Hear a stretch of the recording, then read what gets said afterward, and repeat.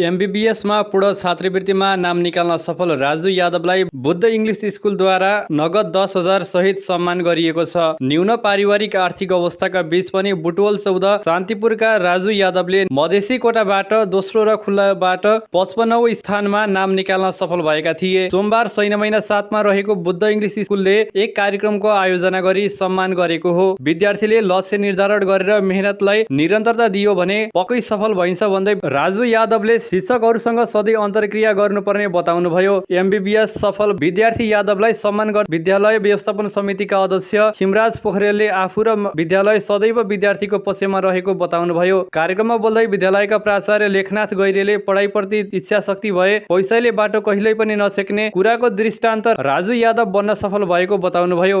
राजु जस्ता मेहनती विद्यार्थीको पक्षमा आफूहरू रहेको भन्दै विश्वको एक उज्जवल नक्षत्रको रूपमा चम्किलो भई उदाउन शुभकामना दिनुभयो। घरको आर्थिक अवस्था अत्यन्तै कमजोर बुवा आमाले मजदुरी गरेर परिवार चलाइरहनु भएको र त्यसमाथि पनि राजुले बिदाको समयलाई श्रममा बदल्दै आफ्नो सपना बोकेर यो उचाइसम्म पुग्नु साँच्चीकै प्रेरणाको विषय हो। राजु यादव कक्षा 10 सम्म नवरत्न माध्यमिक विद्यालय र कक्षा 11-12 नवीन औद्योगिक कदरबहादुर रिता माध्यमिक विद्यालयमा अध्ययन गरेका हुन्। अब उनी चिकित्सा अध्ययन संस्थान महाराजगञ्जमा अध्ययन गर्नेछन्।